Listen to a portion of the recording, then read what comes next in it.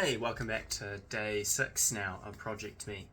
And right off the bat, I just want to get started on today. And first of all, having noticed the times of the videos the last few times, 15 minutes is a lot, and above is a lot longer than what I actually originally wanted. I was hoping to be less than 10, so I need to start being a lot more concise, which was one of my promises when I started this. So I have a clock now to my right, so I will be using that to keep track of how long I'm going for and speed things up, hopefully. Anyways, let's get on to the daily update before we move on to the daily reflection, and then the Ryan Holiday's book, Daily Meditations, to foster some more self-reflection, and then finally onto gratitude. So first of all, in terms of today, I'm feeling a lot better. Obviously I was sick yesterday, now I'm surviving. I'm okay. Hopefully should be all good tomorrow. I'm going to try and go out for a run tomorrow morning. A little 5k run. I'll try and be kind on myself. I know I've just recovered from being sick, so hopefully I'll be kind on myself and I can eventually slag my way through that 5k run. But either way, I plan on doing it. At least right now I do. We'll see about tomorrow morning at 6 o'clock. But I need to get back into the rhythm of doing it. It'll just be good for my mental health, I think. So feeling better. So that was obviously step one. I didn't go to any classes today. I just thought it'd be good to stay back and crack onto all the work. So let's see, what have I done today? I did all of my morning torts work. So torts is an area of law. So I did that in the morning. Then I watched my international relations lecture online, which I normally go in, of course, so don't think I'm a bad student. Watched it online, read the readings for international relations for tomorrow, and then I read the readings for the criminal law lecture today, which has been cancelled, so I didn't actually watch the lecture even though I was supposed to. And that took up most of the day, lots of reading. I worked just as much as yesterday, but somehow I don't feel like I did enough work, and that makes me feel a little bit disappointed in myself and inadequate. Even though I know that maybe there was less work, even so I still did pretty much everything I set out to do, except for, of course, the lecture itself, the criminal law. So I need to recognize that I have no reason to be disappointed in myself. I did everything I said I would do today. Everything on my to-do list that I said I would do has been done. Yeah. So, what's to be disappointed about, Ben? Honestly, think about it. Because you're cruising right now, man. You're cruising. Love talking to myself. Brilliant. Just did that, and I was on Instagram around lunchtime for a little bit longer than I should have been. I kept going back to my phone. I put it on the other side of the room and whatever.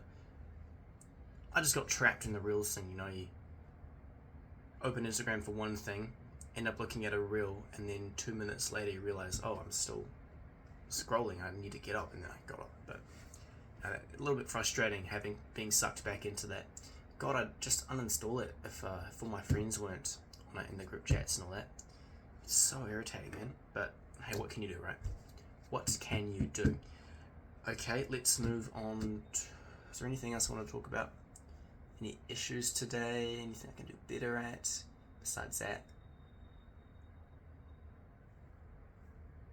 Yeah, there's one thing actually. I keep thinking about that girl. I know I said it yesterday, but I can't stop thinking about her. And it is frustrating because I feel myself sliding back into that old path of self-destruction. I think about her, my thoughts eventually twist and turn onto the path of, oh, but what if she does no, stop. Fundamentally, Ben, you know where the two of you stand, and it's not what you hope for. I know the heart wants one thing, but the mind knows best sometimes.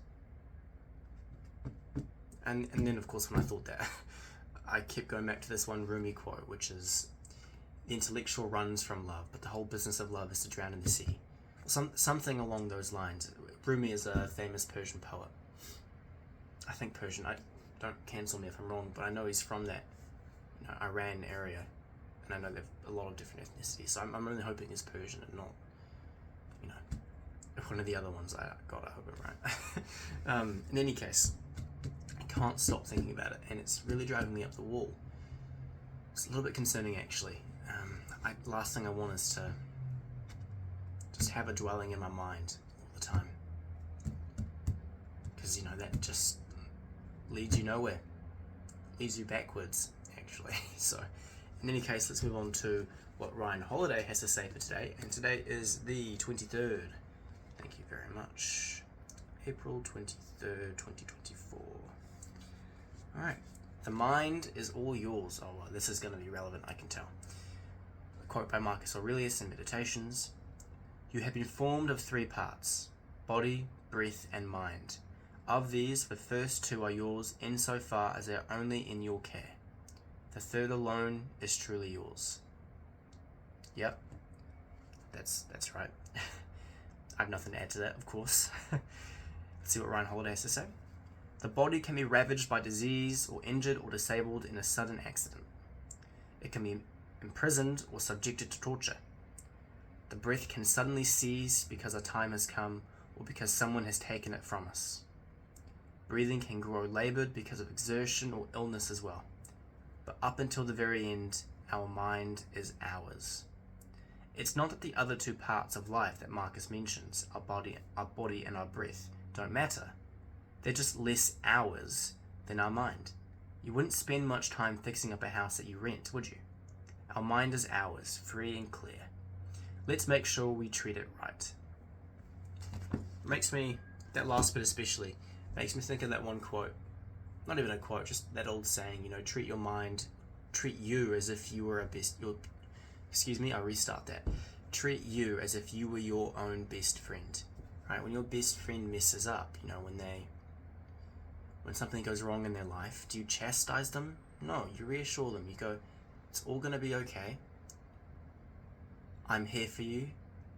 I will always be here for you. And then eventually when the time is right, you get into, the reflection, what went wrong and what could have been done better. At least that's what I think most best friends do. It's what I would certainly try and do.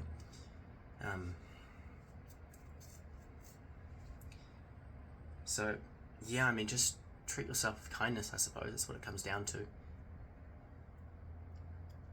You wouldn't, if you own something valuable, you wouldn't go around, say you own a big glass sculpture worth millions. You wouldn't go around every day, with a hammer or a chisel, would you? Because that would depreciate the value of it. You don't want to damage it. So of course you take care of it, you polish it, right? It's the same thing, I suppose, with your mind. It's yours, it's valuable to you. Why would you not take care of it? Which is actually such a wide-ranging philosophy in life.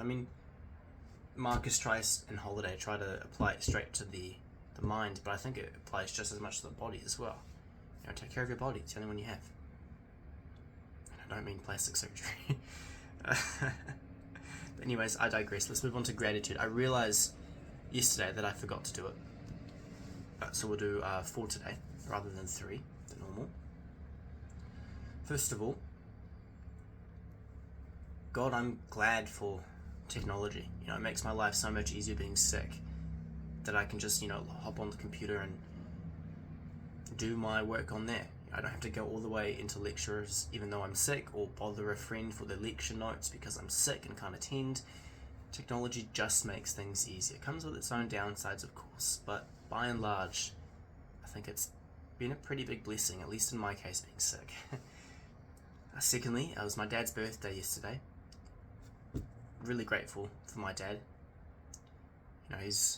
We have our differences, like I think any parental relationship. We have our differences, but I know that he will be there for me if the circumstances require it. Even if they don't, I know he'll be there for me. He has my back. Even though we don't see eye to eye, he will have my back, which is really comforting to know. And he is just a brilliant man. I'm in many ways proud to be his son. Yeah. Thirdly,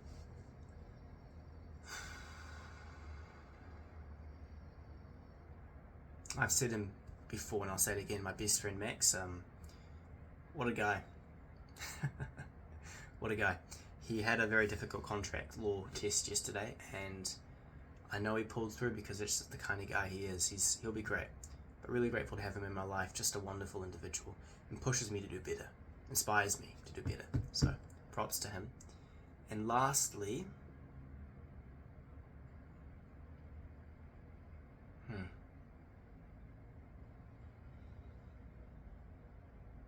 it's tricky. And it shouldn't be. There's so many things to be grateful for. I just need to open my eyes a bit more, I think. Oh, you know what? Let's try a different tack. I am grateful to one of my favourite artists, Florence and the Machine. Yes, I'm going through a Florence and the Machine's era. Yes, and I love it. She, much like some of my favourite novelists and writers and poets, manages to encapsulate a lot of what I feel in her words. So, grateful for her and everyone else behind her for making me feel heard, I suppose, or seen through their voice. So really grateful for that.